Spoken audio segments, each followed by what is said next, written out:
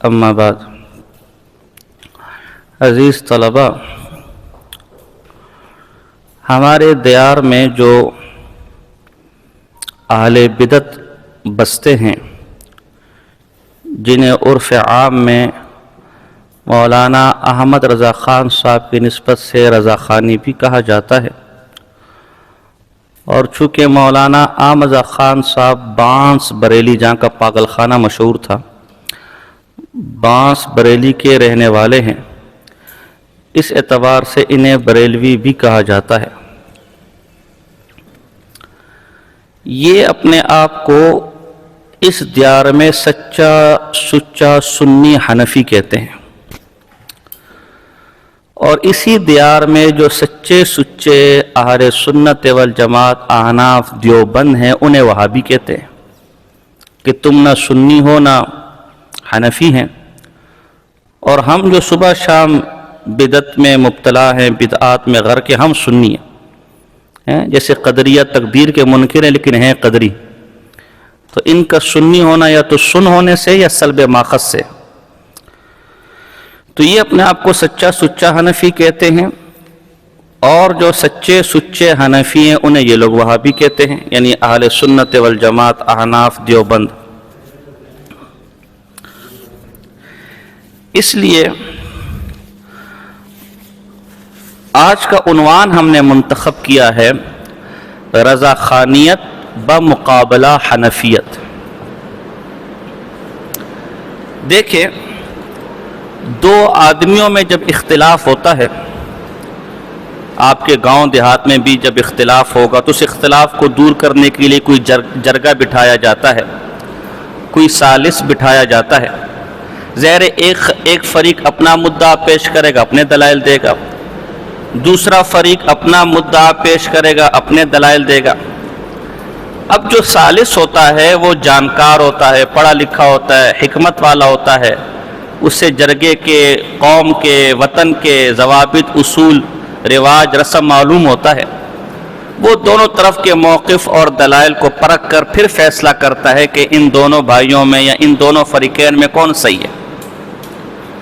اب مزے کی بات یہ ہے کہ اس دیار کے اندر ہمارا دعویٰ بھی اہل سنت والجماعت احناف کا ہے، ہمارے عقیدے کی کتاب ماتریدیہ کی عقائد کی کتاب ہے، ہمارے نصاب میں شرح عقائد داخل ہے، ہمارے نصاب میں ہدایہ داخل ہے، ہمارے نصاب میں شرح وقایہ داخل ہے، عالمگیری کو ہم بھی مانتے، شامی کو ہم بھی مانتے، امام حنیفہ امام اعظم رحمہ اللہ کے مقلد ہم بھی ہیں۔ اور اسی دیار کے اندر اہل بدعت، وہ بھی اپنے آپ کو حنفی کہتے ہیں، سنی کہتے ہیں، بلکہ اپنی مسجدوں کے اوپر سنی حنفی لکھا ہوتا ہے، اور الٹا ہمیں وہابی کہتے ہیں، اور ہم اپنے آپ کو حنفی کہتے ہیں، انہیں بدعتی کہتے ہیں۔ تو اب ہمارے درمیان اختلافات بہت سے ہیں اور وہ چلتے رہیں گے۔ میرے دل میں بہت عرصہ پہلے یہ بات آئی اور میں نے پھر اس پر باقاعدہ کتاب لکھی کہ کیوں نہ ہم اور آپ اپنے اختلافات کو ختم کرنے کے لیے کسی ثالث کے پاس بیٹھ جائیں، کسی ثالث سے مسئلہ حل کر لیں۔ ہم بھی اپنے آپ کو حنفی کہتے ہیں، آپ بھی اپنے آپ کو حنفی کہتے ہیں، ہم بھی امام اعظم کی تقلید پر فخر کرتے ہیں، آپ بھی امام اعظم کی تقلید پر فخر کرتے ہیں، تو کیوں نہ احناف ہی کو ثالث بنا لیا جائے۔ آپ کی مسجد میں کوئی بھی آدمی آتا ہے، آپ سے مسئلہ پوچھتا ہے، نماز کا مسئلہ پوچھتا ہے، عید کی نماز کا مسئلہ پوچھتا ہے، جنازے کا مسئلہ پوچھتا ہے، پاکی ناپاکی کا مسئلہ پوچھتا ہے، آپ قرآن اور سنت سے استدلال نہیں کرتے، آپ اسے فقہ حنفی سے مسئلہ نکال کر دکھاتے ہیں۔ تو جو ہمارے اور آپ کے درمیان اختلافی مسائل ہے، ظاہر ہے آپ اپنے موقع پر قرآن پڑھیں گے، میں اپنے موقع پر قرآن پڑھوں گا، آپ اپنے موقع پر کوئی حدیث پڑھ لیں گے، میں اپنے موقع پر کوئی حدیث۔ جب ہم مقلد ہیں تو ہمیں قرآن اور حدیث پڑھنے کی ضرورت نہیں ہے، اس لیے کہ قرآن اور حدیث سے استنباط تو مجتہد کا وظیفہ ہے، ہم مقلد ہیں، ہمارے ذمہ مفتہ بھی فتوے کا اور مفتہ بھی قول کا اتباع ہے، ہمارے ذمہ امام اعظم کے مذہب کی اتباع ہے۔ تو کیوں نہ ہم امام اعظم ابو حنیفہ اور مذہب حنفی کو اپنے درمیان ثالث بنا لیں، جو مسئلے آپ کے اور ہمارے درمیان اختلافی ہیں۔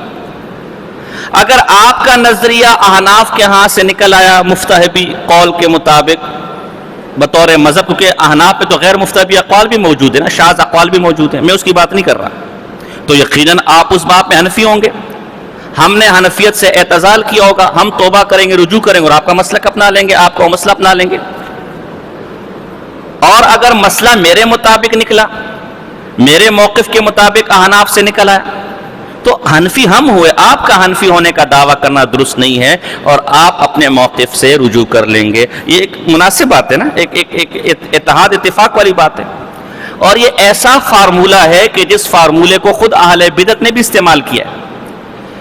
چنانچہ اہل بدعت کے غزالی زمان، رازی دوران ہیں، آپ پریشان نہ ہو، ان کو دیکھ کر کہ ان غزالی اور رازیوں سے بدظن نہ ہو جانا میرے بھائی، ابھی موقع نہیں ہے. یہ وہ والے غزالی اور رازی ہیں جو پراٹھوں کے فضائل بیان کرتے ہیں، دودھ کے فضائل بیان کرتے ہیں. اس وقت میرا موضوع نہیں ہے. مولانا عمر اچھروی بلا کا محرف تھا، بلا کا علم سے فارغ تھا. اس نے ایک کتاب باقاعدہ لکھی ہے مقیاس حنفیت، اور تاثر یہ دیا ہے کہ ہمارے مسائل حنفیت سے ثابت ہے، حنفیت کا پیمانہ کسوٹی مقیاس ہمارے پاس ہے، اور علماء دیوبند وہابی ہیں وہ ان احناف سے ہٹے ہوئے. تو دیکھو یہ مقیاس حنفیت، یہ حنفیت کا مقیاس کسوٹی پیمانہ ثالثی آپ نے بھی تسلیم کیا. تو اب آئیں ہمارے ساتھ بیٹھیں. اسی طرح گھوڑے شاہ روڈ لاہور، یہ چیزیں آپ کو جب ان کو پڑھو گے چیزیں بہت ملے گی. کوا شاہ، کوا والی سرکار، کتے والی سرکار، گدے والی سرکار، یہ چیزیں آپ کو بہت ملے گی جو ہے نا. گھوڑے والی سرکار جو ہے نا، عموماً اگر جن کو یہ مزارات کے مانتے ہیں تو گھوڑے شاہ روڈ سے کتاب چھپی ہے، نماز کے بعد بآواز بلند ذکر جہر کرنا، ایسا کوئی نام ہے. بہت عرصہ پہلے میں نے پڑھی ہے، میرے دروس مناظرہ میں اس کے حوالے ہیں. اس پہ کوئی 30-35 اہل بدعت کے اکابر کی تقریضات ہیں. اس کا مصنف بھی کہتا ہے کہ قرآن و حدیث سے ڈائریکٹ استدلال کرنا یہ غیر مقلدانہ روش ہے. ہم احناف کے حوالے پہ، ہم حنفی ہیں، ہم احناف کے حوالے پیش کریں گے. اسی طرح ان کے حکیم الامت مفتی احمد یار گجراتی، جس کا اصل نام منظور تھا، یہ مفتی بھی نہیں تھا، اصل نام منظور تھا، اور جانا کا رہنے والا تھا. گویا یہ مولوی منظور اور جانوی ہے. بعد میں اس کا نام مفتی احمد یار بھی ہو گیا، نعیمی بھی ہو گیا، اور پتہ آگے کیا حکیم الامت بھی ہو گیا. اب اس وقت ہمارا موضوع نہیں ہے. تو مفتی احمد یار گجراتی کی مشہور کتاب ہے جا الحق. اگر آپ نے جا الحق کا صحیح طرح سے مطالعہ کیا ہے نا، اور اس میں جو دلائل اس نے اپنے مذہب پر پیش کیے اس کا جواب آپ کے پاس ہے، تو آپ کو پھر کسی اور کتاب کے مطالعے کی ضرورت نہیں ہے. وہ ایک کتاب کا مطالعہ اور اس کا جواب ذہن میں رکھنا ان کے ساتھ گفتگو کے لیے یہی کافی ہے. مفتی احمد یار گجراتی نے بھی جا الحق کے دوسرے حصے میں یہ کہا ہے کہ ہم مقلد ہیں، مقلد کے لیے دلیل اس کے امام کا قول ہے، قرآن و حدیث اس کے لیے دلیل نہیں ہے. تو معلوم ہوا کہ امام اعظم مذہب حنفیت کی ثالثی پر آپ بھی راضی ہیں، بلکہ آپ کے ہاں دلیل ہی احناف ہے، قرآن و سنت آپ کے ہاں دلیل نہیں ہے. تو اسی کسوٹی پر آج ہمارے اور ان کے درمیان جو اختلافات ہیں، ان میں سے چونکہ وقت کم ہے، ان میں سے چند اختلافات کو میں آپ کے سامنے ذکر کروں گا. اگر وہ مسئلہ ہمارے مطابق احناف سے نکل آیا تو ہم حنفی ہیں، ثالث ہمارے حق میں فیصلہ دے رہا ہے، آپ کو توبہ اور رجوع کرنا چاہیے. اور اگر مسئلہ آپ کے مطابق نکلا تو میں متعصب نہیں ہوں میرے بھائی، میں نے کسی کے لیے اپنی قبر کیوں خراب کروں میرے بھائی؟ میں جو اتنی محنت کر رہا ہوں، پگڑی رکھی باندھی ہوئی ہے، داڑھی رکھی ہوئی ہے، ہم جو جان ہتھیلی پر رکھ کر گھوم رہے ہیں، ہمیں کیا ضرورت ہے میرے بھائی؟ ہم اپنی عقل کیوں خراب کریں؟ ہم متعصب نہیں ہیں. اگر مسئلہ نکل آیا ہم اپنے مسئلے سے رجوع کر، میری قبر میں میرا کوئی بزرگ آ کے مجھے نہیں بچائے گا میرے بھائی، میرے اعمال، میرے عقیدے مجھے بچائیں گے. ہم رجوع کرنے کو تیار ہیں. چنانچہ ہمارا عنوان رضاخانیت بمقابلہ حنفیت ہے. عنوان دیکھیے، حنفیت بمقابلہ رضاخانیت نہیں ہے، اس لیے کہ حنفیت رضاخانیوں کے مقابلے میں نہیں آئی، بلکہ رضاخانی حنفیت کے مقابلے میں ہے. میں اس وقت تفصیل میں نہیں جانا چاہتا. اور یہ مسئلہ اس لیے بھی ضروری ہے کہ ہر دور میں بہت سے لوگوں نے حنفیت کا دعویٰ کیا جو حقیقت میں احناف، جیسے معتزلہ زمانہ ماضی میں، معتزلہ سارے کے سارے حنفی ہیں الا ماشاء اللہ، سارے کے سارے، بلکہ حنفیوں کے قاضی القضاء رہ چکے، اس وقت میرا موضوع نہیں ہے، لیکن وہ دعوے کے حنفی تھے، عقیدے میں حنفی، فروع میں حنفی. اسی طرح انہوں نے بھی دراصل احناف سے اعتزال کیا ہے. یہ جدید دور کے حنفی معتزلہ ہے، نام نہاد حنفی نام نہاد ہے، معتزلہ سچے. اور وہ لوگ سچے سچے حنفیوں کو جو ہے وہ گمراہ کہتے تھے، اسی طرح یہ حضرات بھی سچے سچے حنفیوں کو وہاں بھی گمراہ کہتے، اور خود جو احناف سے اعتزال کیا تو اپنے آپ کو حنفی کہتے. تو آئیے اسی مسئلے پر ہم، اسی عنوان پر، اسی ثالثی پر ہم کچھ مسائل دیکھتے ہیں. سب سے پہلا مسئلہ علم غیب کا ہے. ان کا مشہور بدیہات میں سے ان کا یہ عقیدہ ہے کہ یہ اللہ کے سوا دیگر انبیاء، خصوصاً پاک پیغمبر صلی اللہ علیہ وسلم کے لیے کلی علم غیب. اور ہمارا تو یہ دعویٰ ہے، ان کو بڑی تکلیف ہوتی ہے، تو تم بیٹھو تو ہم تے تکلیف دور کریں نا. یہ لوگ کلی ذاتی علم غیب مانتے پاک پیغمبر کے لیے. میں نے دروس مناظرہ میں بھی سے بحث کی ہے، جو خاصہ خداوندی ہے. اور نہ صرف انبیاء کے لیے بلکہ یہ شیاطین کے لیے، گدوں کے لیے، گھوڑوں کے لیے، حتیٰ کہ پتھروں کے لیے بھی معاذ اللہ علم غیب مانتے، الیاذ باللہ. اب آئیے دیکھتے،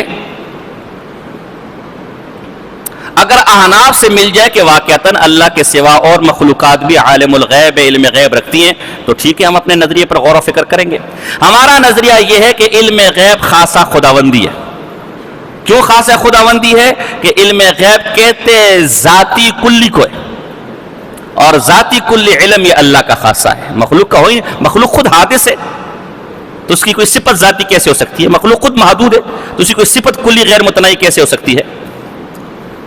آپ میں سے شرح عقائد کس کس نے پڑھی ہے میرے بھائی؟ آپ نے شرح عقائد میں پڑھا ہوگا اسباب العلم للخلق ثلاثۃ. مخلوق کے لیے علم کے اسباب کتنے ہیں؟ 3. جب مخلوق کا علم اسباب کے ذریعے سے ہے، واسطے کے ذریعے سے، تو مخلوق کو علم غیب ہو ہی نہیں سکتا، کیونکہ علم غیب کہتے ذاتی کو ہے، جو ذاتی علم ہوتا ہے.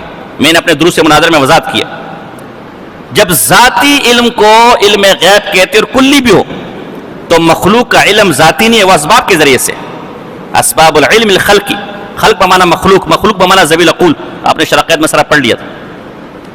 اس لیے اہل بدعت جو یہ کہتے ہیں کہ علم غیب کی 2 قسمیں، ایک علم غیب ذاتی اور ایک علم غیب عطائی، یہ تقسیم الشیء الی نفسہ و الی غیرہ وہو باطل، جیسا کہ آپ نے قطبی کے اندر یہ اصطلاح پڑھی ہے. کیونکہ علم غیب ہوتا ہی کیا ہے؟ ذاتی ہے، تو اس کی تقسیم قسم بنانا ذاتی کی، یہ تقسیم الشیء نفسی ہے، اور عطائی علم غیب ہوتا ہی نہیں ہے. تو یہ کہنا کہ علم غیب کی قسم علم غیب عطائی ہے، یہ تقسیم الشیء الی غیرہ ہے. میں نے دروس مناظرہ میں اس کی تفصیل کی ہوئی ہے. ہمارے ہاں علم غیب خاص ہے خداوندی ہے. اللہ کے سوا کسی اور کے لیے علم غیب اصطلاحی ماننا، اصطلاحی کی قید ہے. اللہ کے سوا کسی اور کے لیے علم غیب اصطلاحی ماننے والا مشرک ہے، بے ایمان ہے، دائرہ اسلام سے خارج ہے. میں نے کیا کہا کہ علم غیب کس کا خاصہ ہے؟ اصطلاحی. اور اللہ کے سوا کسی اور کے لیے ماننے والا دائرہ اسلام سے. اب دیکھو کیسے میرا ایک ایک لفظ میں آپ کو احناف سے بھی ثابت کر کے دکھاتا ہوں. احناف کے عقیدے کی کتاب ہے شرح فقہ اکبر، شرح فقہ الاکبری، ملا علی قاری حنفی رحمہ اللہ. اس کا صفحہ نمبر 422 ہے، بیروت کا نسخہ ہے. ذکر الحنفیۃ تصریحا بالتکفیر باعتقادہ ان النبی صلی اللہ علیہ وسلم یعلم الغیب لمعارضۃ قولہ تعالی قل لا یعلم من فی السماوات الا اللہ، کیونکہ قرآن کی اس آیت کے ساتھ ٹکراؤ آ رہا ہے. اس لیے علماء احناف نے تصریحاً تلمیحاً بھی نہیں، اشارتاً کنایتاً بھی نہیں، صراحت کے ساتھ یہ فتویٰ دیا ہے کہ اللہ کے سوا، خاص کر پاک پیغمبر کا نام ہے، پاک پیغمبر صلی اللہ علیہ وسلم کے لیے جو علم غیب کا عقیدہ رکھتے ہیں وہ کیا ہے؟ دائرہ اسلام سے. ایک اور حوالہ لے لیں، کتاب الطلاق ہے، البحر الرائق ہے، جلد نمبر 3 ہے، صفحہ نمبر 155 ہے، دار الکتب العلمیہ. لو تزوجا بشہادت اللہ ورسولہ لا ينعقد ويكفر لاعتقاده ان النبي صلی اللہ علیہ وسلم يعلم الغیب. ایک شخص نے اللہ اور اس کے رسول کو گواہ بنایا نکاح پر اس عقیدے کے ساتھ کہ رسول چونکہ عالم الغیب ہے، علم غیب رکھتا ہے، اللہ کو تو پتہ ہے کہ میں نکاح کر رہا ہوں، تو رسول کو بھی پتہ ہوگا کیونکہ وہ علم غیب رکھتا ہے. تو اگر اللہ کو، کہ نکاح کے لیے کتنے گواہ چاہیے بابا؟ اگر کسی نے اللہ اور اس کے رسول کو گواہ بنایا نکاح پر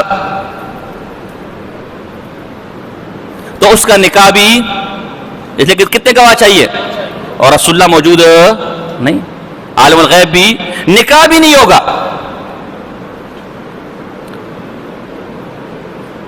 اور وہ شخص کافر. کیوں کافر ہوگا؟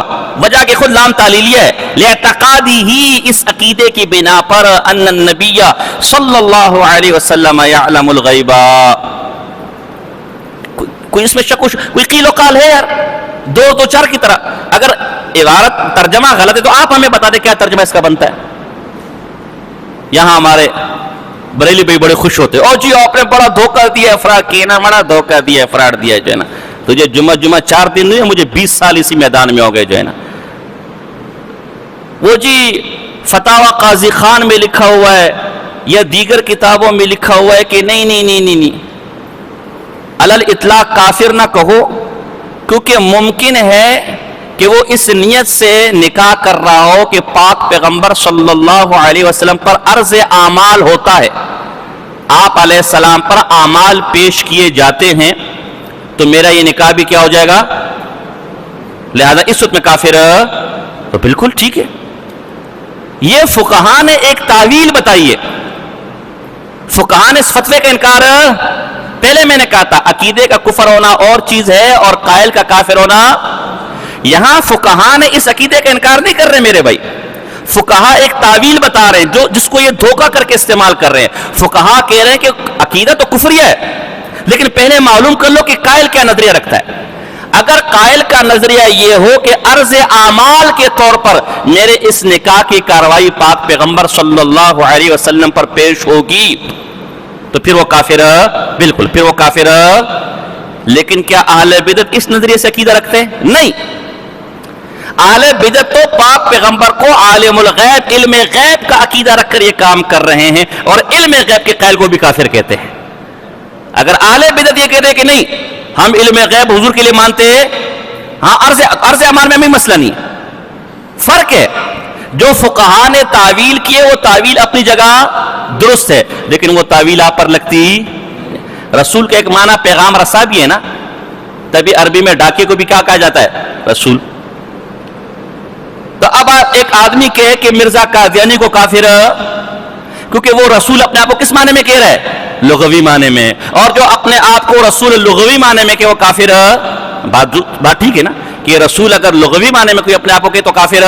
لیکن سوال تو یہ ہے کہ مرزا قادیانی کیا لغوی معنی اپنے آپ کو رسول کہہ رہا ہے؟ نہیں. لہذا فتویٰ لگے گا نہیں لگے گا؟ یہ بات اپنی جگہ ٹھیک ہے کہ بطور عرض اعمال اگر کوئی ایسی بات کہے کہ پاک پیغمبر پر اعمال پیش ہوتے ہیں، عرض اعمال ہمارا عقیدہ ہے. آپ کو وقت کی کمی سے پڑھایا نہیں ہے. امام اہل سنت مولانا سرفراز خان صفدر صاحب رحمۃ اللہ کتاب تسکین الصدور میں اس پر بحث ہے، وہ پڑھ لینا. اگر بطور عرض اعمال کوئی ایسی بات کرتا ہے کہ پاک پیغمبر علم غیب نہیں رکھتے، علم غیب کون رکھتا ہے؟ ہاں فرشتے جب حضور پر عرض اعمال کریں گے تو میرا یہ عمل بھی کیا کر دیں گے. یہ بات درست ہے. لیکن سوال تو یہ کہ آیا ہمارے دیار کے اہل بدعت اسی نیت سے حضور کو عالم الغیب مانتے ہیں؟ نہیں. عرض اعمال کو علم غیب، وہ تو کہتے ہیں کہ حضور ہر جگہ ہر آن ہر گھڑی کا علم رکھتے ہیں. علم غیب آپ کو عطا ہوا ہے. جب انہوں نے خود وضاحت کر دی کہ علم غیب آپ کو عطا ہوا ہے تو یہ فتویٰ ان پر لگے گا. اور قاضی خان یا بعض دیگر فقہاء نے جو تعویل کی ہے وہ تعویل ان کو فائدہ نہیں دے گی. مولوی ان کا ایک ہے بڑا بد زبان ہے، مولانا حسن رضوی میلسی. وہ اپنی کتاب میں لکھتا ہے ہمیں کسی کو کافر بنانے کا شوق، لیکن کوئی خود کافر بن جائے تو ہمیں مسلمان بنانے کا شوق. تو ہم بھی یہی کہتے ہیں کہ ہمیں کسی کو کافر بنانے کا شوق، کوئی اگر عرض اعمال والا عقیدہ رکھ لیتے ہمیں کوئی مسئلہ نہیں ہے. لیکن کوئی اس عقیدے کی بنا پر کافر بن رہا ہے تو ہمیں بھی کوئی مسلمان بننے کا شوق نہیں ہے. لہذا یہ تعویل درست، یعنی تعویل اپنی جگہ درست ہے لیکن آپ کو کوئی فائدہ. اسی طرح یہ بات آپ کو فتاوی عالمگیری جلد نمبر 2 صفحہ نمبر 269 پر بھی مل جائے گی.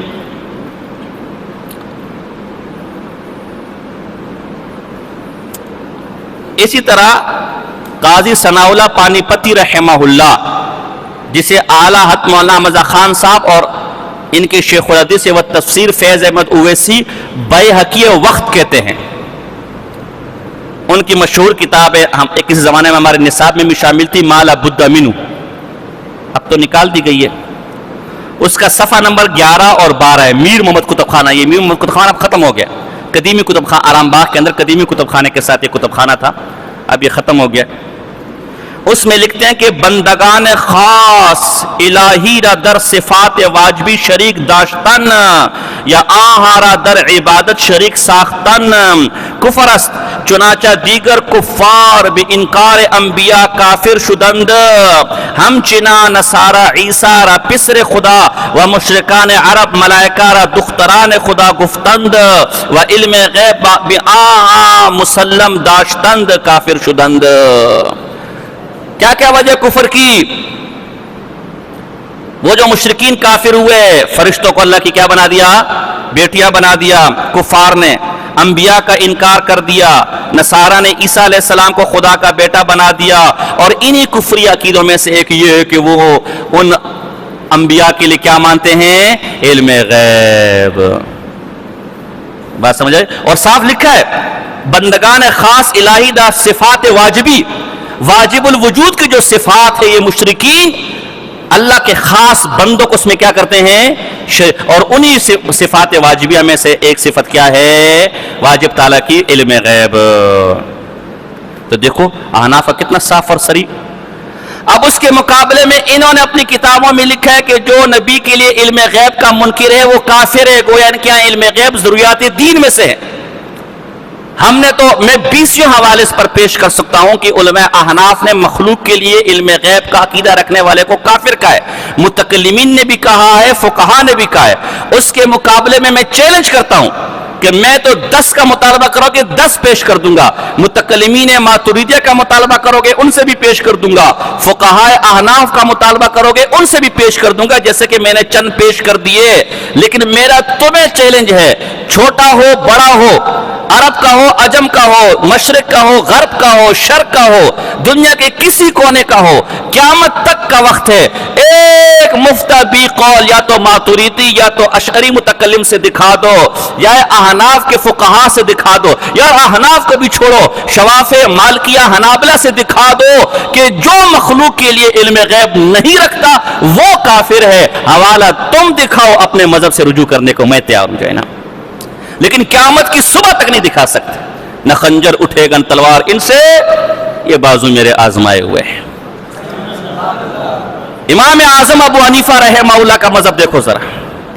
امام اعظم کیا کہتا ہے؟ تفسیر مدارک ہے، جلد نمبر 3 ہے، صفحہ نمبر 723 ہے. ان اللہ عنده علم الساعہ، اس کے تحت کہتے رأى المنصور فی منامہ، منصور بادشاہ نے اپنے خواب میں فرشتے کو دیکھا. وَسَأَلَوْا عَنْ مُدَّةِ عُمْرِهِ، اور اس موت کے فرشتے سے اپنے عمر کے بارے میں سوال کیا. فَأَشَارَ بِأَصَابِ الْخَمْسِ، موت کے فرشتے نے اس طرح 5 انگلیوں سے کیا کیا؟ اشارہ کیا اس طرح، بس چلا گیا، خواب سے اڑ گیا. اب صبح بادشاہ نے معبرین کو بلایا.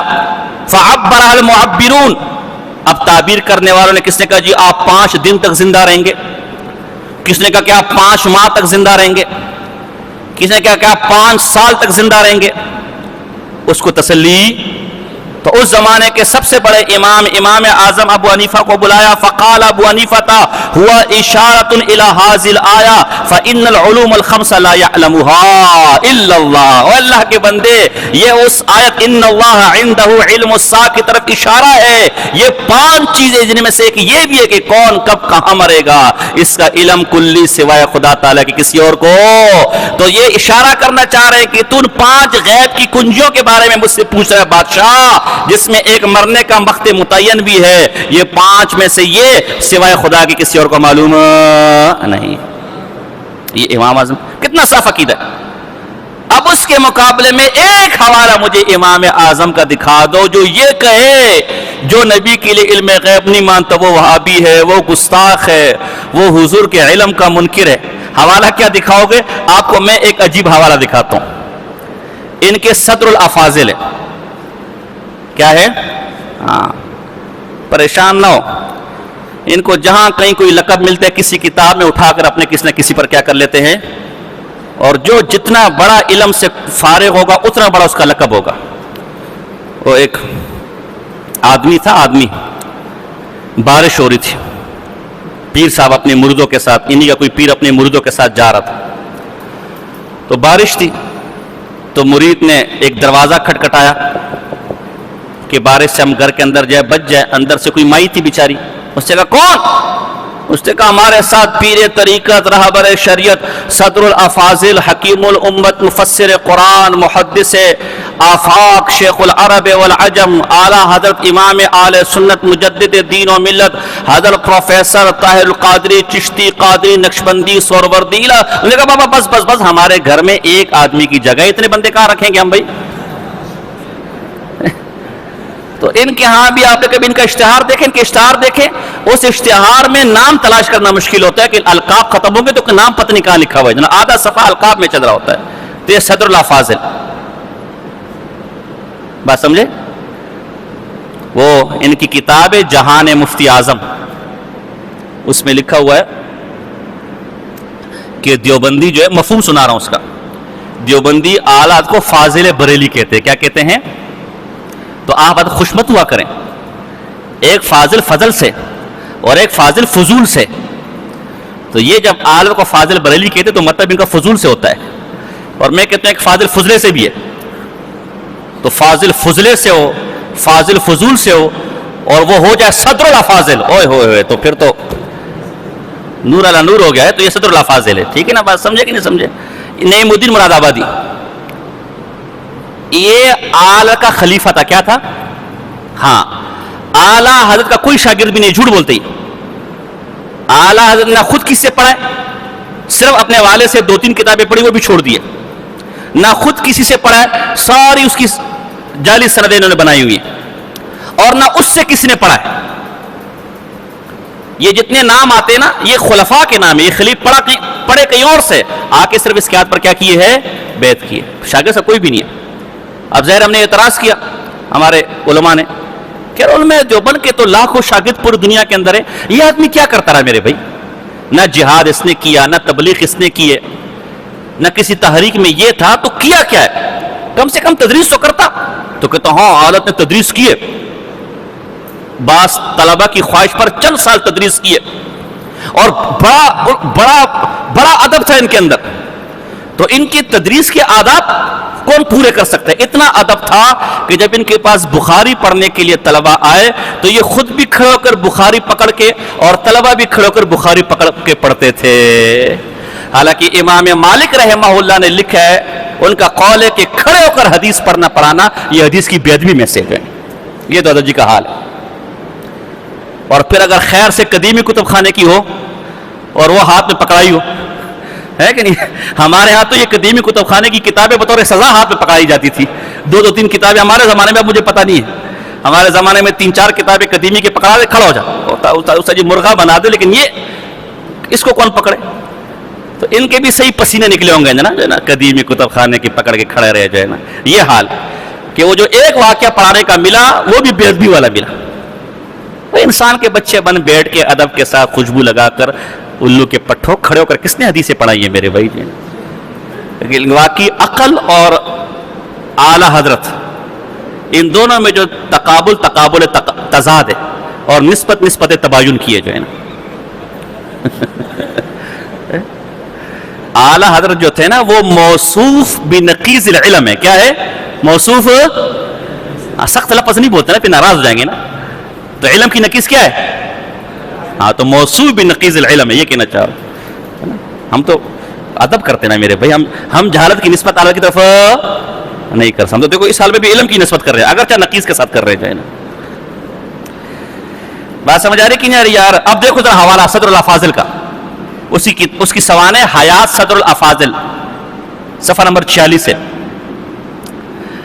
اس میں لکھے ہمارے صدر الافاضل نے علم غیب پر سب سے پہلی جامع کتاب الکلمۃ العلیاء لکھی. جب سب سے پہلی کتاب ہی علم غیب پر تیرے صدر الافاضل نے لکھی ہے تو معلوم ہوا کہ تیرے صدر الافاضل پہلے اس عقیدے کا کوئی تصور اسلام کے اندر نہیں تھا. ہوتا تو لکھنے کی کیا ضرورت تھی؟ تو یہ پہلی کتاب ہی لکھنا اس بات کی علامت ہے کہ تم سے پہلے عقیدہ کسی کا. ان کے گجرانوالہ کے ایک نباز قوم گزرے. کیا گزرے؟ قوم کی نباز قوم کا مطلب کیا ہے؟ ساری زندگی کفر کے فتوے لگائے لیکن نباز قوم جو ہے نا، ان کے القابات آپ پڑھیں گے تو آپ کو بڑا مزہ آئے گا جو ہے نا. اب دیکھو نا غزالی اور رازی، اللہ جو ہے نا. تو نباز قوم تھے ابو داؤد صادق. مولانا ابو داؤد صادق مر گیا. اس کی کتاب ہے براہین صادق. براہین کتنا بھاری لفظ یار، پتہ نہیں کیا دلائل ہوں گے اس کے اندر. براہین پھر ہے بھی صادق، براہین بھی، اور پھر کتنا مبالغہ ہے بھی صادق. پھر اب اس کے اندر اس کا حاضر ناظر پر وہ دلائل دے رہا ہے کہ حضور علیہ السلام ہر جگہ کہ یہ دیکھو حضور کی ہر جگہ حاضر ناظر ہونے کے منکر ہے. حالانکہ حضور کا حاضر ناظر ہونا تو کلمے سے ثابت ہے. کلمہ پڑھ کے بھی حضور کے حاضر ناظر نہیں مانتے. کیسے بھائی؟ پڑھو کلمہ، تم سب پڑھو بھائی، زور سے زور سے زور سے. کلمے کا ترجمہ کرے زور سے زور سے زور سے. ہیں ڈالو بیچ میں. اللہ کے رسول ہیں، دیکھو ہیں اللہ کے رسول. بولو سب بولو ہیں دیکھو ہیں، بولو ہیں، کہہ دو سبحان اللہ. دیکھو ہیں، یہ دیکھو نا ہیں، ہر جگہ حاضر ناظر ہیں. بولو ہیں، بولو ہیں. حضور ہر جگہ حاضر ناظر اور کلمے میں بھی کیا ہے؟ اللہ کے رسول ہیں جو ہے نا. دیکھو ہر جگہ حاضر ناظر ہیں. تو میں نے کہا یار یہ ہیں عربی میں تو نہیں ہے نا یار.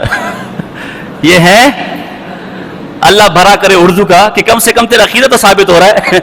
یہ ہیں اردو میں ہے نا یار. عربی میں معلوم ہوا کہ پاک پیغمبر جو عربی تھے، پاک پیغمبر والے عقیدے میں، پاک پیغمبر والے دین میں اس حاضر ناظر کوئی ثبوت، اس کا ثبوت ہیں کے اندر ہے. کیا ہے؟ ہیں اردو کی ہے. اور عربی اردو والے تھے. معلوم ہوا کہ عرب سے پہلے اس ہیں میں کسی کا حاضر ناظر 14، کیونکہ ہے تو اردو ہے نا، کلمے سے ثابت نہیں ہو رہا. کس سے ثابت ہو رہا ہے؟ ہیں سے. چلو ایک اور انداز سے آپ کہہ سکتے کہ جی ہیں عربی کے اندر بھی ہے بطور نسبت خبریہ تامہ. ان کو پوری کیا پتہ، میں تو خود ڈالا ہوں، ان کو کیا پتہ کہ نسبت خبریہ تامہ کیا ہوتی ہے جو ہے نا. تو چلو اگر ہیں ہی سے حاضر ناظر ہیں، ناراض نہیں ہونا. یہ اس کو ہم کہہ سکتے معارضۃ الفاسد بالفاسد. یہ ناراض نہیں ہونا کوئی. جب آپ دلائل ایسے دیں گے تو ہم کیا کریں بھائی؟ ہیں سے کیا ثابت ہو رہا ہے؟ یہ نباز قوم دلیل دے رہا ہے. کیا دے رہا ہے؟ اندازہ لگا نباز قوم کا جب یہ حال ہو تو بیمار قوم کا کیا حال ہوگا جو ہے نا. جس نے نبض چیک کر کے علاج بتانا تھا، جب اس کا یہ حال ہے تو بیماروں کیا حال ہوگا. تو ہیں، اگر ہیں سے حاضر ناظر ثابت ہوتا ہے تو صدر زرداری ملک کے صدر، بولو نا، تو نباز قوم کے حجرے کے اندر بھی ہیں، اس کے گھر میں بھی ہیں، اس کے خلوت خانے کے اندر بھی ہیں، رات میں بھی ہیں، دن میں بھی ہیں. جب نماز قوم گھر میں نہیں ہے تب بھی ہیں، ہے کہ نہیں؟ تب بھی ہیں. تو اب ہر جگہ تو حاضر ناظر ہو گئے نا. ایک مولوی کہ ساجد خان تو مولوی ہے تو پھر تو معاملہ خراب ہو جائے گا نا. پھر میں یہاں پر بھی مولوی ہوں ہیں اور جو تو گھر میں نہیں ہے، ہر جگہ حاضر ناظر ہوں نا یار. یہ ان کا حال ہے. جو اب ہے کہ حاضر ناظر سے کیا لینا دینا. تو یہ آپ کو پہلا نظریہ سمجھ آئے. علم غیب میں احناف آپ کے ساتھ کھڑے. ایسا ہی ہے کہ نہیں؟ کہہ دو الحمدللہ. دل کو تسلی ویسے تھی، اب تو حق الیقین تک تسلی ہوگی کہ احناف، اور بالکل تسلی کے ساتھ کھلے دل کے ساتھ آپ ان کے پاس جائیں اور کو بولے تجھے اللہ کا واسطہ ہے، رسول کا واسطہ ہے، غوث اعظم کا واسطہ ہے، جس کے واسطے تو مانتا ہے، ایک حنفی کا مستند حوالہ دکھا دے جو تیرے مذہب کے مطابق یہ کہ رسول اللہ کو علم غیب تھا اور جو نہ مانے وہ کیا ہے کافر. بس ہم ماننے کو تیار، ہم یہ سارے حوالے چھوڑنے کو تیار ہیں. یہ جواب تو نہیں دے گا. جواب میں پھر وہ ان کی جو گالیاں ہیں وہ پھر آپ کو سننی پڑیں گی. آگے چلے. عقیدہ حاضر ناظر. ان کا عقیدہ یہ ہے کہ اللہ کے سوا اللہ کو حاضر ناظر ماننا بے دینی ہے. ان کا عقیدہ یہ معاذ اللہ کو حاضر ناظر ماننا کیا ہے. البتہ اللہ کے سوا انبیاء، اولیاء، حتیٰ کہ شیطان، حتیٰ کہ کرشن کنہیا، یہ ہندوؤں کوئی بت ہے، وہ ہر جگہ کیا ہے بولا نا یار حاضر ناظر. اب آئیے اس پر بھی حوالہ لے لیں. یہ حوالہ ویسے علامہ عبدالحی لکھنوی رحمہ اللہ کے فتاوے کے اندر ہے، لیکن میں ان کے گھر سے پیش کر رہا ہوں. الفضل ما شاہدت بہل آدھا ہے کہ نہیں. سر بھی آپ کا، جوتا بھی، مزہ تو تا ہے نا یار. الجھا ہے پاؤں یار کا زلف دراز میں، جو ہے نا. ان کا مناظر اعظم جس نے حنفی فقہ میں کتاب لکھی انوار شریعت، ان کی مستند ترین کتاب ہے. اس میں کیا لکھتے ہیں؟ اگر کسے اعتقادارت کے ارواح مشایخہ حاضر ان و ہر چیز میدانند او چے حکم است. اگر کوئی شخص یہ کہے کہ مشایخ کی ارواح ہر جگہ کیا ہے حاضر اور ہر چیز، اس کا حکم کیا ہے؟ جواب او کافر است. او آگے پھر بزازی کا حوالہ دیا، او کیا ہے کافر است. اگر کوئی شخص یہ کہ مشایخ کی ارواح ہر جگہ حاضر ناظر، سا کیا حکم ہے؟ چچا کہتے ہیں وہ کافر ہے پکا. بات سمجھ آ رہی کہ نہیں آ رہی؟ یہاں مشایخ کا ذکر ہے. اعتراض کیا جا سکتا ہے کہ انبیاء کا ذکر تو نہیں، ہم تو انبیاء کو حاضر ناظر مانتے ہیں، ہم تو انبیاء کو حاضر ناظر مانتے ہیں. اعتراض ہو سکتا ہے. تو بھائی کفر، جو کفر ہے وہ مشایخ کے لیے بھی کفر ہے، انبیاء کے لیے بھی کفر ہے میرے بھائی. سجدہ تعظیمی مشایخ کے لیے بھی حرام ہے کہ نہیں یار؟ اور انبیاء کے لیے بھی حرام ہے. تو اگر ایک چیز مشایخ کے لیے کفر ہے تو انبیاء کے لیے تو بدرجہ اولا ہو، بطور ذات النفس ان کے لیے کفر ہوگی معاذ اللہ. بات سمجھ آ رہی کہ نہیں آ رہی؟ یہ قید اتفاقی اعتراضی، کیونکہ عام طور پر یہ پیری مردی کرنے والے اپنے بزرگوں کو حاضر ناظر مانتے، تو یہ قید اتفاقی اعتراضی نہیں ہے. اب آپ نے دیکھا احناف کا، تو انہوں نے فتاوی بزازیہ کا حوالے سے نقل کیا ہے. احناف کا عقیدہ تو یہ ہے کہ بزرگوں کو، انبیاء کو حاضر ناظر ماننے والے کافر ہیں، ان کے اسلام سے کوئی تعلق. اور اب آپ ان کی دیدہ دلیری دیکھیں. میں نے اس دن آپ سے کہا تھا کہ یہ اپنی گستاخیاں چھپانے کے لیے ہم پر گستاخ ہونے کا الزام لگاتے ہیں. خدا کی قسم ان کی گستاخیاں لوگوں کو معلوم ہو جائے جو ان کی کتابوں میں ان کے اصولوں پر ہے، کوئی ان پر تھوکنا گوارا نہ کرے. اور یہ جو انہوں نے علم غیب حاضر ناظر کے عقیدے انبیاء کے لیے گھڑے ہیں، دراصل یہ بدترین گستاخی ہے انبیاء اور اولیاء کی، جس کو یہ مدح بنا کر پیش کرتے. اسی کا ایک نمونہ ملاحظہ فرمائے کہ حاضر ناظر کی آڑ میں کتنی بڑی گستاخی کی جا رہی ہے. ان کا غزالیہ زماں، رازیہ دورہ، عمر اشروی جس کا ذکر ابھی آیا تھا، وہ مقیاس حنفیت کے صفحہ نمبر 282 پر لکھتے ہیں کہ میاں بیوی کے جفت کے وقت، یعنی جس وقت میاں بیوی آپس میں کیا کر رہے ہوتے ہیں؟ جمع کر رہے ہوتے ہیں، حضور اس وقت بھی حاضر ناظر ہوتے ہیں. معاذ اللہ. زور سے کہو معاذ اللہ. استغفر اللہ. اللہ کی لعنت ہونوں پر کہو. وہ پاک پیغمبر صلی اللہ علیہ وسلم کہ جن کے بارے میں سیرت کی کتابوں میں آتے کہ حیا کا یہ عالم تھا جیسے نئی نویلی دلہن کہ حیا کے مارے آنکھیں نہ اٹھائے. جن کے بارے میں بی بی عائشہ فرماتی کبھی کسی عورت کا ہاتھ میں لے کر آپ نے بیعت نہیں کیا، اور جن کے بارے میں ان کی زوجہ محترمہ اما عائشہ کہتی ہیں کہ آج تک نہ میں نے پاک پیغمبر کا سطر دیکھا نہ پاک پیغمبر نے میرا سطر دیکھا، اور جس پاک پیغمبر کے فقہ کے اندر آیا ہو کہ اگر میاں بیوی اس حالت میں ہو تو جانور کو بھی اس کمرے سے باہر کر دیا جائے، اس حیادار پیغمبر پر، حیات داروں کے سردار پر، اور جس کی حدیث ہے الحیاء شعبۃ من الایمان، اور جس کا فرمان ہے کہ اس میں حیا نہیں اس میں ایمان نہیں، اور جو آنکھیں نیچی کرنے کو حکم دیتا ہے، اس پاک پیغمبر صلی اللہ علیہ وسلم کے بارے میں اس گندے اور غلیظ عقیدے کی آڑ میں یہ کہا جا رہا ہے کہ اس موقع پر بھی پاک پیغمبر حاضر و ناظر ہوتے ہیں معاذ اللہ۔ تم بتاؤ تمہارا ایمان یہ گوارا کرتا ہے کہ پاک پیغمبر کو اس حالت میں مانو؟ یار اس سے بڑی کوئی گستاخی ہوگی، اس سے بڑی کوئی بے ایمانی ہوگی؟ اور دجل و فریب کی انتہا دیکھے کہ اس گستاخی کو عشق کی آڑ میں ڈالا جا رہا ہے۔ الیاذ باللہ۔ میں کہوں حضرت جی آپ کے بیٹے ایک گندی فلم دیکھ کر آئے، حضرت جی آپ کے بیٹے فلم دیکھ کر آئے، اور آپ جوتا اٹھا کے اپنے بیٹے کو مانیں گے تیری جرت کسی فلم دیکھنے کی؟ بیٹے کے لیے تم یہ گوارا نہ کرو کہ وہ فلم دیکھ کر آئے، بیٹے کے لیے گوارا نہ کرو کہ وہ غیر محرم کو دیکھ کر آئے، بیٹے کے لیے یہ گوارا نہ کرو کہ میاں بیوی اگر یہ کام کر رہے وہاں آپ کا بیٹا موجود ہو، اور پاک پیغمبر کے لیے اس بے حیائی کی نسبت تم کرتے ہو، پاک پیغمبر کو اس بے حیائی، اور تم مر کیوں نہیں جاتے؟ تم ڈوب کیوں نہیں جاتے؟ تمہیں موت کیوں نہیں آتی؟ اور اپنے آپ کو عاشق کہتے ہیں۔ اگر اس کا نام عشق ہے میں سے عشق پہ لعنت بیچتے تھے۔ کار شیطا می کنن در نام شے ولی، اگر ولی ای بت لعنت پر ولی جو ہے نا۔ اصل بےمان یہ ہے، اصل گستاخ یہ ہے، اپنی گستاخی اور بےمانی کو چھپانے کے لیے علماء دیوبند پر گستاخی کا الزام لگاتے ہیں۔ صرف یہی نہیں، ان کی کتاب میں لکھا ہے کہ پاک پیغمبر الیاذ باللہ استغفر اللہ، یا اللہ تو مجھے معاف فرما ہیں، استغفر اللہ۔ اب لونڈے بازی کا منہ زبان پہ نہیں آ رہی بات، زبان جل جائے، اس کام کے وقت بھی حضور حاضر ناظر ہوتے۔ یار غلیظ سے غلیظ آدمی کے سامنے اگر اس کو باندھ کر بھی اس کے سامنے یہ کام کیا جائے وہ بھی کپ کپانے لگ جائے، وہ بھی تم سے رحم کی اپیل کرے کہ گناہ تو کر رہے ہو مجھے کیوں دکھا رہے ہو، خدا کا خوف کرو۔ اور یہ بے ایمان کہتے کہ اس موقع پر بھی حضور حاضر ناظر ہوتے۔ اس عمر اچھروی کا شاگرد صوفی اللہ دتا، اس نے حاضر ناظر پر کتاب لکھی ہے اور لکھے ہاں سینما کے اندر بھی حضور حاضر ناظر ہوتے، اس میں کیا عیب ہے؟ جو ہے کون سا پہاڑ گر گیا؟ اپنے بیٹے کو سینما پر بیٹھنا برداشت،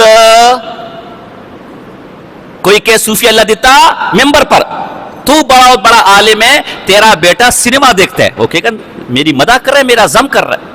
پاک پیغمبر کے لیے تمہیں موت نہیں آتی؟ آگے سے بکواس کیا کرتے ہیں کہ اللہ بھی تو سب چیزیں دیکھ رہا ہے، اور بدبختہ وہ اللہ ہے فعال لما یرید ہے، لا یسأل عما یفعل ہے، وہ مکلف نہیں ہے میرے بھائی۔ پاک پیغمبر مخلوق ہے، مکلف ہے احکام کے۔ تم نبی کو اللہ کے ساتھ کیسے برابر کر رہے ہو؟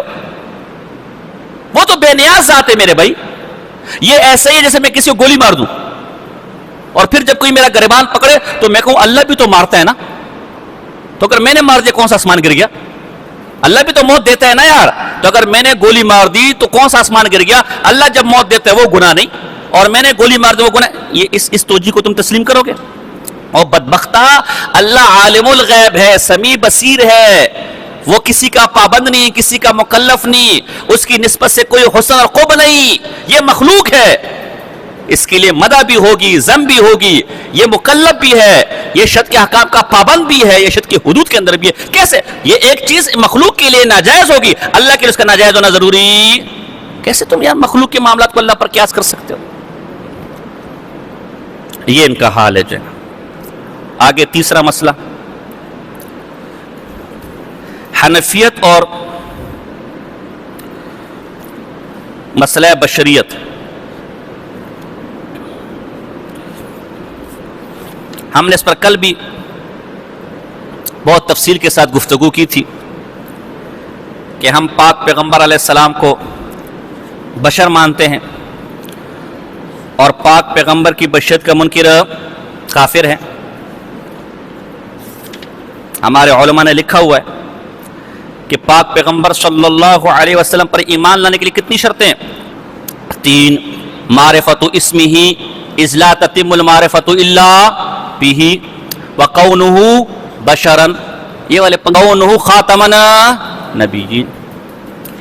اسی طرح ہم نے تفسیر المعانی جلد نمبر 2 صفحہ نمبر 325 کے حوالے سے اور شرح خرپوتی کے حوالے سے آپ کے سامنے ذکر کیا تھا کہ قد سئل الشیخ ولی الدین العراقی هل العلم بکونہ صلی اللہ علیہ وسلم بشرا ومن العرب شرط فی صحۃ الایمان او من فروض الکفایہ فاجاب بانه شرط فی صحۃ الایمان ثم قال فلو قال شخص اؤمن برسالة محمد صلی اللہ علیہ وسلم الى جميع الخلق لكن لا ادري هل هو من البشر او من الملائكة او من الجن او لا ادري هل هو من العرب او العجم فلا شك في كفر تكذيب القرآن وجهد ما تلقته قرون الاسلام خلفا سلف وصار معلوما بالضرورة عند الخاص والعام ولا اعلم في ذلك خلافا فلو كان غبيا لا يعرف ذلك وجب تعليمه اياه فان جحده بعد ذلك حكمناه بكفره.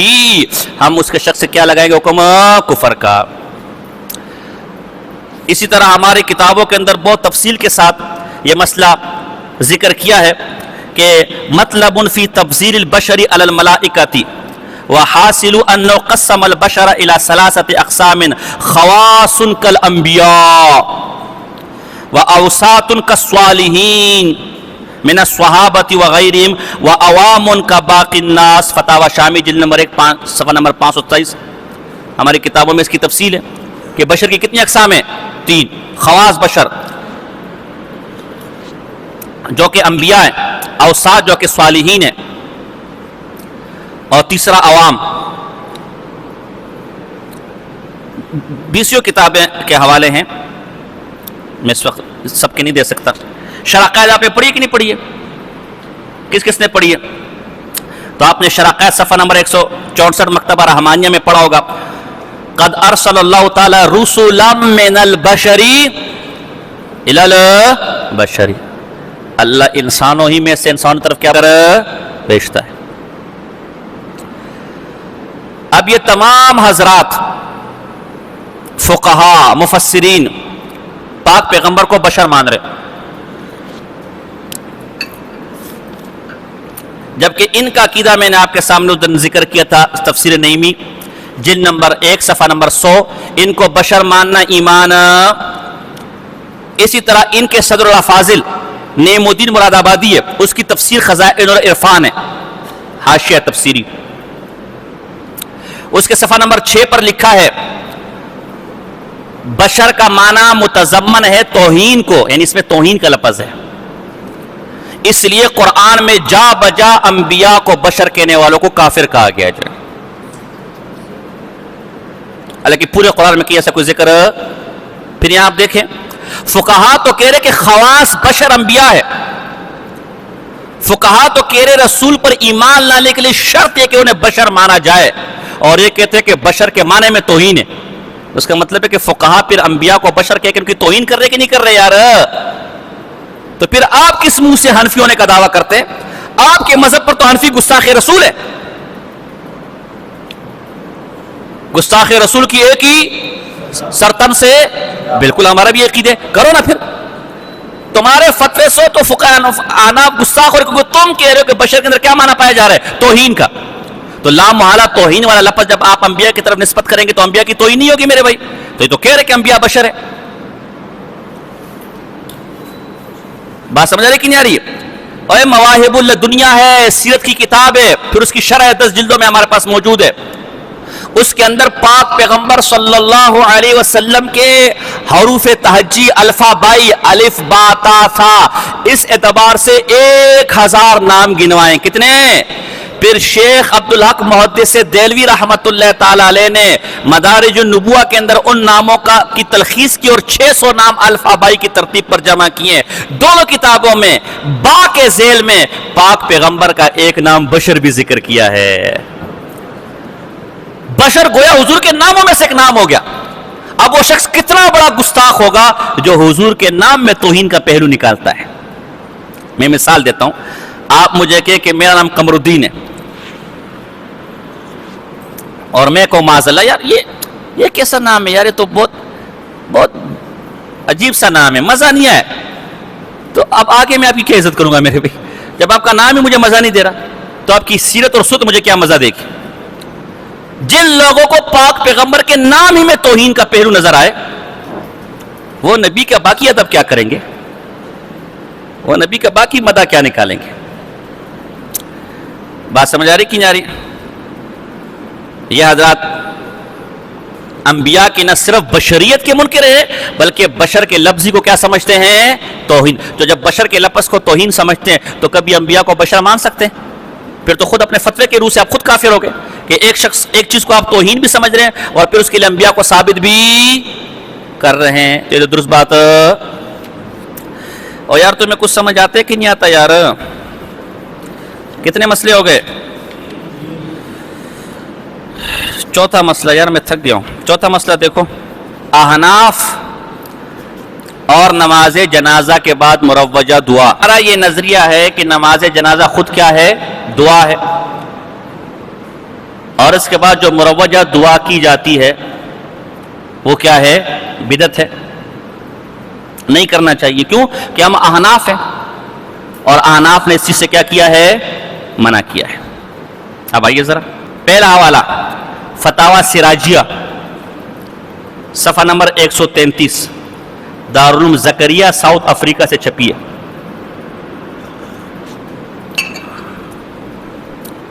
اذا فرغ من الصلاة لا يقوم بالدعاء, جب نماز جنازہ سے فارغ ہو جائے تو دعا کی ضرورت, دعا کے لیے کھڑا. آگے حوالہ دوسرا حوالہ فتاوی بزازیہ جن نمبر 1 صفحہ نمبر 53, لا يقوم بالدعاء بعد صلاة الجنازة لأنه دعا مرة. بابا نماز جنازہ کے بعد دعا کے لیے کھڑے ہونے کی ضرورت, کیونکہ جنازہ خود دعا ایک دفعہ کر چکا ہے. تیسرا حوالہ البحر الرائق جن نمبر 2, میرے پاس 40 فقہائے احناف سے زیادہ کے حوالے ہیں. کتنے؟ لیکن ہم چند کے پیش کریں گے. یہاں پر بھی چند کے پیش کیے میں نے. یہ جو میری کتاب ہے نا, میری تو خیر نہیں ہے, میرے دروس جمع کیے گئے طالب علم نے, دروس مناظرہ, اس کی جلد 2 میں جہاں بدعت کا مسئلہ آئے گا وہاں میں نے یہ سارے حوالے جمع کیے.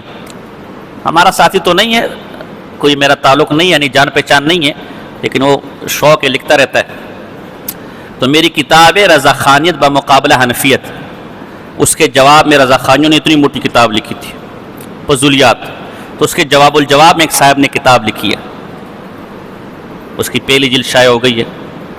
ایک ساتھی نے نوٹس مانگے تو اس کے لیے ہم نے دیے, اس میں اس نے وہ 40 حوالے ذکر کیے ہیں فقہ حناف کے اس حوالے سے, 40 سے اوپر ہیں. سارے ہم کبھی بھی نہیں دیں گے میرے بھائی, یہ یاد رکھیے گا سب کچھ. دیکھو بار رائق لا يدعو بعد تسلیم, جنازے میں سلام کے بعد دعا.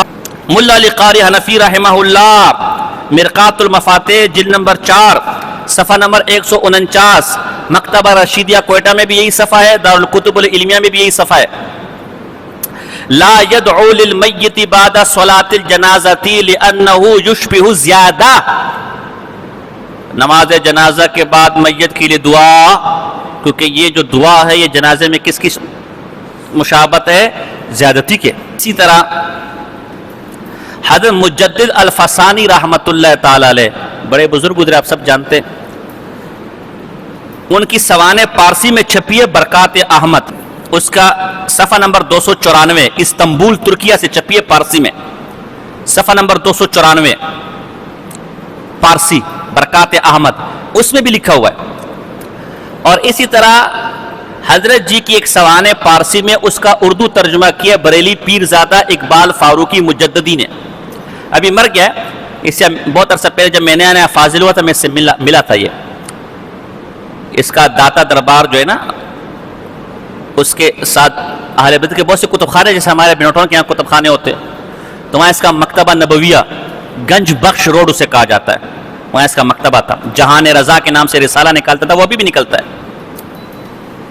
تو اس نے بڑی کتابیں چھاپی ہے. تو یہ الروضۃ القیومیہ 4 جلدوں پہ اس نے اردو ترجمہ کیا ہے اس سوانے کا. اس کی جلد نمبر ہے 4 صفحہ نمبر 449.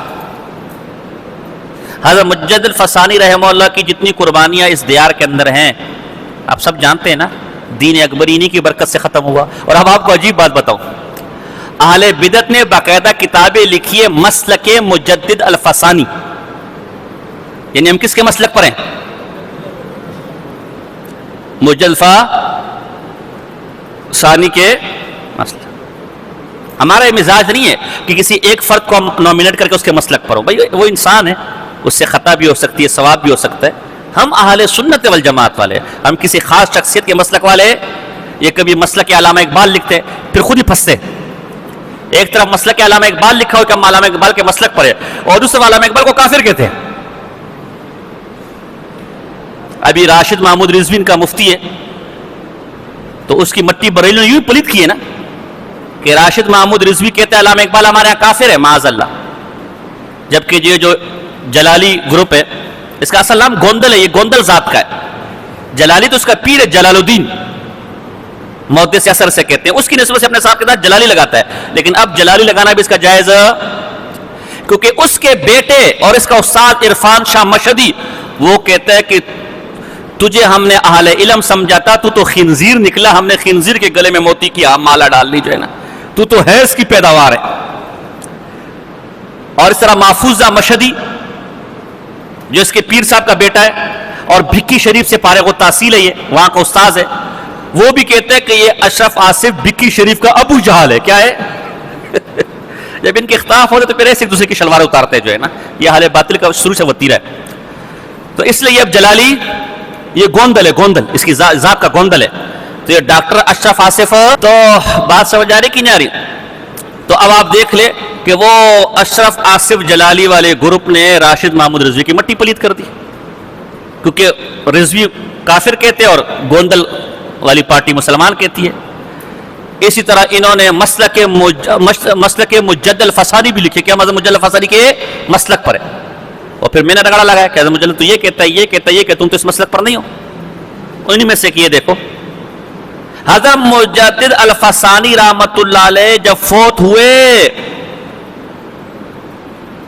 تو انہوں نے وصیت کی، اور نماز جنازہ پڑھنے والے تھے حافظ خازن الرحمہ، یہ جنازے پڑھنے والے تھے. حضرت مجدد نے ان کو امام منتخب کیا تھا. تو انہوں نے جنازہ پڑھنے کے بعد فوراً جنازہ اٹھانے کا کہا. کیوں؟ توقف نہ کیا کہ نماز کے بعد دعا کے لیے توقف نہ کیا کہ سنت نبوی صلی اللہ علیہ وسلم اقتضا نہیں کرتی. علاوہ ازیں معتبر کتب میں لکھا جا چکا ہے کہ جنازے کے بعد کھڑے ہو کر دعا کرنا مکروہ ہے. تو جس مجدد کے مسلک پر تم ہو، جو ہندوستان میں احناف کا سرخیل ہے، نقشبندیہ کا سرخیل ہے، جس کے مسلک پر تم ہونے کا دعویٰ کرتے ہو، اس کا مسلک بھی یہ تھا کہ جنازے کے بعد دعا. کیونکہ احناف ایک تو سنت نبوی کے خلاف ہے تو بدعتی ہو گئے، نمبر دو احناف کے ہاں یہ کیا ہے؟ مکروہ ہے. اب احناف کا مذہب تو یہ کہ جنازے کے بعد دعا کیا ہے؟ مکروہ ہے. جبکہ ان کا مذہب کیا ہے؟ جا الحق کے صفحہ نمبر 288 ہے، اس میں لکھا ہے کہ جنازے کے بعد دعا سنت معاذ اللہ. تو یہ سارے احناف تارک سنت ہے، تو تم حنفی کیسے ہوگے میرے بھائی؟ تارک سنت کو تو چھوڑنا چاہیے. مقیاس حنفیت کے اندر لکھا ہوا ہے کہ جو جنازے کے بعد دعا سے منع کرتا ہے وہ متکبر ہے، اللہ اسے جہنم میں ڈالے گا. تو یہ سارے احناف منع کر رہے ہیں، حضرت مجدد الفسانی منع کر رہے ہیں معاذ اللہ. تو یہ سارے جہنم میں جانے والے معاذ اللہ. یہ کہتے ہیں ہم حنفی ہیں، یہ وہابی ہیں. نہ مرادو تمہارے فتوے میں تو حنفی سارے جہنم میں جا رہے ہیں معاذ اللہ. تم کیسے حنفی ہو سکتے ہو؟ جیسے سنت کے دشمن ہو ویسے احناف کے بھی دشمن ہو تم جو ہے. تمہاری حنفیت کا دعویٰ جھوٹا دعویٰ جو ہے. اب یہ مسئلہ بھی ہمارے مطابق نکلا ہے نہیں نکلا ہے؟ میرا بس ایک ہی مطالبہ ہے، میں یہ سارے حوالے دریا کے اندر ڈالنے کو تیار ہوں. مستند فقہ احناف، للو پللو کا نہیں، آج کسی مولوی کا نہیں، مستند احناف فقہا میں سے ایک مفتہ بھی قول دکھا دو کہ جنازے کے بعد جو مروجہ طریقے پر دعا کی جاتی ہے وہ دعا سنت ہے. جیسے کہ تم کہہ رہے ہو نہ مانگنے والوں کو یا منع کرنے والوں کو جہنم میں ڈالا جائے گا. خدا کی قسم اپنی کتابوں کو آگ لگا کر تمہارے ہاتھ پر بیعت کر لوں گا جو ہے نا، لیکن کبھی کر نہیں سکتے. کتنے مسئلے ہو گئے؟ 4. 5واں مسئلہ، جنازے کے ساتھ با آواز بلند ذکر کرنا. جب آپ جنازے کو لے کر جا رہے ہوں تو بآواز بلند ذکر، جیسے آج کل کلمہ ہے، بھائی جلسہ ہو رہا ہے میرے بھائی، کوئی پی ٹی آئی کا یا کون سا نواز شریف کا جلسہ ہو رہا ہے، کلمہ شہادت جو ہے نا، نعرہ تکبیر، جنازے ہے بھائی. اور اب تو نعتخوانیاں ہو رہی ہوتی ہیں، جنازے کے آگے نعتخوانیاں چل رہی ہوتی ہیں. بھائی جنازے کے ساتھ بآواز بلند ذکر یہ مکروہ ہے. احناف کا مذہب یہی ہے اور ہم اسی مذہب پر ہیں. ہم کہتے ہیں ذکر کرو لیکن کس کے اندر؟ دل کے اندر، آہستہ سے، جو کرنا چاہے کرو. اور یہ حضرات نعرے، اور اب تو کیا نعتخوانیاں، کیا حوالہ دیکھو ذرا، بدائع الثنائے جلد نمبر 1 صفحہ نمبر 230. لمبی عبارت ہے، وقت کا میں مطلب کی عبارت پڑھ رہا ہوں. وَيُكْرَهُ رَفْعُ الصَّوْتِ بِالذِّكْرِ عِنْدَ الْجَنَازَةِ، جنازے کے وقت بآواز بلند ذکر کرنا کیا ہے؟ دوسرا حوالہ عالمگیری کا، وَيُكْرَهُ لَهُمْ رَفْعُ الصَّوْتِ بِالذِّكْرِ وَالْقِرَاءَةِ، بلند آواز ذکر اور قرات کیا ہے؟ مکروہ ہے. عالمگیری جلد نمبر 1 صفحہ نمبر 223. تیسرا والا الجوہرۃ، قدوری کی جو شرح ہے، جلد نمبر 1 صفحہ نمبر 180. چوتھا والا البحر الرائق، وَيُكْرَهُ رَفْعُ الصَّوْتِ بِالذِّكْرِ وَقِرَاءَةِ الْقُرْآنِ وَغَيْرِ مَا فِي الْجَنَازَةِ وَالْكَرَاهَةُ فِيهَا، کراہت التحریم، مکروہ تحریمی ہے. بحر الرائق کے جلد نمبر 2 صفحہ نمبر 207 ہے. فتاوی بزازیہ، وَيُكْرَهُ رَفْعُ الصَّوْتِ بِالذِّكْرِ خَلْفَ الْجَنَازَةِ، دل میں ذکر کیا جا سکتا ہے. بزازیہ جلد نمبر 1 صفحہ نمبر 54. فتاوی قاضی خان جلد نمبر 1 صفحہ نمبر 119. فتاوی سراجیہ صفحہ نمبر 130 اور 20 جو کتابیں میرے بھائی، یہ تمام کے تمام کیا لکھ رہے کہ جنازے کے وقت بلند آواز سے ذکر کرنا کیا ہے، اور مکروہ بھی کون سا ہے؟ اب آئے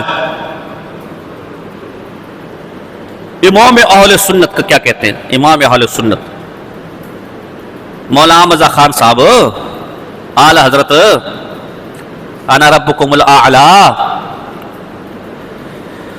تو اعلی حضرت نے ایک وصیت لکھوائی مرنے کی. اچھا، ان کے ہاں ہے کہ جب آدمی کو دفنا ہونا تو اسی قبر پر کیا دو؟ آذان دو. کیا دو؟ اس لیے کہ قبر میں شیطان آتا ہے تو آذان کی آواز سن کر اندازہ لگاؤ ان کے شیطان کے ساتھ کتنی یاری ہے یار. زندگی میں تو چھوڑا ہی نہیں چھوڑا، قبر میں بھی نہیں چھوڑتا یار جو ہے نا. مولانا احمد خان صاحب کہتے کہ میں جب حقہ پیتا ہوں نا، حقہ، تو بسم اللہ نہیں پڑھتا تاکہ شیطان ساتھ میں شریک ہو جائے. آدمی حقے میں دوست کو شیطان، یہ جو شوق ہوتے ہیں نا، حقہ نوشی، سگریٹ، چرس، بھنگ، شراب، افیون، نشئی عام طور پر اپنے دوستوں کو اس میں شریک کرتے ہیں. ایسا ہی کہ نہیں یار؟ ان مجلسوں میں حضرت جی بھی دوست کو نہیں بھولتے ایسے موقع پر. اب کتنی گہری دوستی تھی، اندازہ لگاؤ کتنی گہری دوستی تھی کہ انہوں نے یہ فتویٰ دیا ہے کہ قبر میں جب کسی کو دفن کر دیا جائے تو کیا دو اس کے اوپر؟ کوئی قبر میں کیا آتا ہے؟ چونکہ ہماری قبر میں شیطان، بولو نا یار، اس لیے ہم آزان بھی نہیں دیتے. اسی قبر میں شیطان ہے وہ آزان دے میرے بھائی. ہماری قبر میں شیطان نہیں، ہماری قبر میں رحمان کے فرشتے آتے میرے بھائی. بات سمجھے کہ نہیں سمجھے؟ تو ہم آزان بھی نہیں دیتے. ایک جگہ ہم گئے، جنازہ جو ہے نا ڈان ماڈول تھا، یعنی آدھے رشتہ دار بدعتی تھے اور آدھے پکے دیوبندی تھے. حضرت مولانا رام نواز انفی صاحب کے ساتھ ہم تھے خاموش کالونی میں. تو ان کا جھگڑا ہو گیا. ایک بیٹا کہتا ہے کہ ہم اپنے مولوی سے جنازہ پڑھیں گے، اور دوسرا کہتے ہیں کہ نہیں ہم اپنے مولوی سے جنازہ پڑھیں گے. تو اب بینا بین طے ہوا. تو جو دیوبندی بیٹا تھا اس سے کہا جنازہ میں میرا مولوی پڑھائے گا، اس کے بعد تم نے جو کرنے سو کرو. تو وہ حنفی صاحب کے پاس آیا کہ یار کم سے کم میرے ابا جان کا جنازہ تو ٹھیک ہو، اصل تو جنازہ ہے، اس کے بعد جو کرے کرے. تو اس لیے میں نے جنازے کا آپشن میں نے لیا کہ جنازہ ہمارا مولوی پڑھائے گا. کیونکہ اگر بدعتی جنازہ پڑھائے گا تو خاک میرے ابا کی بخشش ہوگی میرے بھائی، بلکہ الٹا پکڑ کے فرشتے کہ یہ بھی بدعتی ہے، مارو اس کو اور مارو پکڑ کے جو ہے نا. تو اس لیے حنفی صاحب آپ جنازہ پڑھا کے نہ نکل جانا، کیونکہ اس کے بعد یہ لوگ اپنی خرافات کریں گے. ہاں قبر پر آپ آ جانا دعا کے لیے، کیونکہ دفن کے بعد دعا ہے. ایسے ہی کیا ہم نے جنازہ پڑھا اور فوراً قبر پہنچ گیا تاکہ ہم سے پہلے وہ نہ پہنچ کے اپنی بدعت شروع کر دے. ہم وہاں پہنچ کے جنازہ لایا گیا، ہم نے چھوڑ دیا، اس کے بعد میں دعا شعا جو بھی کی ہوگی. پھر جنازہ وہاں لائے، دفنا دیا ہم نے، دعا کر لی، نکلنے لگے تو اب ظاہر قبر ان کو مل گئی. تو انہوں نے قبر پہ کھڑے ہو کر کیا کر دیا؟ اذان. تو ایک بلوچ تھا، بلوچ ہمارے ساتھ، یہ وہ گھنگرو بالوں والے بلوچ تھے، ڈاڈا جس کو کہتے ہیں، ڈاڈا ڈاڈا. اب دیکھو بعض اوقات یہ عوام بھی ایسی پتے کی بات کرتے ہیں جو مولوی کے پاس بھی نہیں ہوتی. اس نے کہا یار یہ کیسے بیوقوف لوگ ہیں، نماز پہلے پڑھا دی، اذان بعد میں دے رہے. عقل کا تقاضا ہے کہ اذان تو نماز سے پہلے ہوتی، نماز کے لیے مشروع ہے. اس سے بڑے عجیب انداز میں کہا کہ یار ان پاگلوں کو دیکھو، نماز پہلے پڑھا دی اور نماز ہونے کے بعد اب نماز کے لیے کیا دے رہے؟ اذان دے رہے. تو ارے یہ تو بالکل پاگل لوگ ہیں جو ہے نا، یہ ایسے عقل. تو یہ مولانا احمد رضا خان نے وصیت کی تھی کہ میری قبر پر 100 دفعہ اذان دینا. کتنا؟ اسے بھی پتا تھا کہ میں اعلیٰ حضرت ہوں، باقیوں کا شیطان تو ایک اذان سے چلا جائے گا میرے بھائی. میرا والا شیطان تو سمندر کے بیچ میں تخت لگاتا ہے، وہ ایک اذان سے کم بھی کتنی دینی پڑیں گی؟ 7. تو اس سے وصیت کی. کیا وصیت کی؟ جنازے کے آگے پڑھیں تم پر کروڑوں درود. تم پر فقہا تو کہتے کہ مکروہ ہے، ذکر کرنا مکروہ ہے، تلاوت کرنا مکروہ ہے، اور یہ کہتے کہ مجھ پر پڑھو تم پر کروڑوں درود، تم پر کروڑوں درود. اسی طرح سی کتاب ہے آذان القبر. آذان القبر اسی عادت کی کتاب ہے، آذان القبر. تراب الحق قادری نے اس کو شائع کروایا تھا. چھوٹا سا رسالہ ہے ہمارے پاس، اتنا سا. اس کی کوئی بھی کتاب نہیں ہے. احمد خان صاحب نے کوئی بھی کتاب بولو، کوئی بھی کہتے ہیں 1600 کتابیں لکھی، کبھی کہتے ہیں 500 کتابیں لکھی، کبھی کہتے ہیں 1000 کتابیں لکھی، کبھی کہتے ہیں 2000 یا 2 لاکھ لکھی. ہمارا کیا جاتا ہے میرے بھائی، بول دے تو نے جو بولنا ہے. کوئی کتاب بھی نہیں لکھی. اس نے ایک کنز الایمان ترجمہ لکھا ہے قیلولے سوتے وقت. جیسے تم کھانا کھانے کے بعد کس کے لیے جاتے ہو؟ تو آدھے جاگے ہوتے اور آدھے کچھ سمجھ جاتے کچھ، تو ایسے جو ہے نا اس حالت میں سے قرآن کا ترجمہ لکھا ہے. تبھی سب سے زیادہ گستاخانہ محرف ترجمہ وہی ہے. تفصیل کے لیے متکلم اسلام مولانا الیاس گھمر صاحب کی کنز الایمان کا تحقیق و تنقیدی جائزہ، یا میری کتاب نواب احمد رضا خان بریلی، اس کے اندر جو میں نے اس کا ترجمے پر گفتگو کی وہ دیکھ لیں. اور دوسرا اس نے فتاوے لکھے. فتاوے. فارغ آدمی تھا، نہ درس ہو، نہ تبلیغ، نہ بیان، نہ جہاد، گھر میں پڑا رہتا تھا. تو فارغ آدمی تھا، تو یہ معمولی سوال کو بھی 6 یعنی شیطان کی آنت بنا لیتا تھا. 6 صفوں کا جواب لکھ لیتا تھا. بھئی فتوے میں ہم نے اتنی لمبی باتوں کیا کرنا ہے، فتوے میں تو ہاں اور نہ، عوام ہے نا، جائز نہ جائز. تو یہ فارغ آدمی تھا. تو یہ جب 6 7 8 9 10 صفوں کے فتوے لکھتا تھا، پھر اس کا کوئی نہ کوئی نام رکھ لیتا تھا. اب آپ ان کا دجل و فریب دیکھیں کہ انہوں نے 12 جلدوں میں فتاوی رضویہ تیار کی، پھر اسی میں جو رسالے تھے اس کو الگ کر کے اسے مستقل آلت کی تصانیف شمار کیا ہے. حالانکہ تو فتاوی رضویہ میں آ گئے نا میرے بھائی. پھر انہی پر الگ سے 50 جلدوں میں رسائل شائع کیے، رسائل آلات، یعنی ایک ہی کتاب کو 3 4 دفعہ شمار کیا ہے اور ہر دفعہ مستقل کتاب شمار کی ہے. تو اس طریقے پر تو آپ 4 لاکھ کتابیں بھی بنا سکتے میرے بھائی. اور وہ فتاوے بھی اکثر کے شاگردوں کے لکھے ہوئے. میری کتاب نواب احمد رضا خان بریلی حیات و خدمات میں عنوان ہے اعلیٰ حد کی تصنیفی خدمات، اس میں نے اس پر زبردست کام کیا. تو یہ اس کی چھوٹا سا آذان القبر، چھوٹا سا رسالہ ہے. اس میں لکھا ہے کہ جنازے کے وقت ذکر کرنا یا نعتیں پڑھنا، اسے فقہا نے تو مکروہ لکھا ہے، فقہا نے، لیکن آج کر لیا کرو. آج نہیں، تیرے پیو دی شریعت ہے، آج کر لیا کرو میرے بھائی. جو ہے نا خود تسلیم کیا ہے کہ فقہا نے کیا لکھا ہے اور کیا کہہ رہا ہے. اب بتاؤ احناف کے باغی تم ہوئے یا ہم ہوئے میرے بھائی؟ احناف سے اعتزال تم نے کیا یا ہم نے کیا میرے بھائی؟ تو اس باب میں بھی یہ کس سے انہوں نے اعتزال کیا؟ احناف سے. کیا ٹائم ہو رہا ہے؟ ہاں 3:30 ہو رہے ہیں. چلیں میں نے آج آدھا گھنٹہ میں آپ کو دے رہا ہوں سوال و جواب کے لیے جو ہے نا، تاکہ کوئی بھی سوال و تفصیلی جو آخری نشست ہے. مزید تفصیل اگر آپ اس عنوان پر دیکھنا چاہیں تو یہ میرا رسالہ ہے رضا خانیت بمقابل حنفیت. اس کے اندر بہت تفصیل سے میں نے اس عنوان پر بحث کیا، آپ اس کو دیکھ لیں.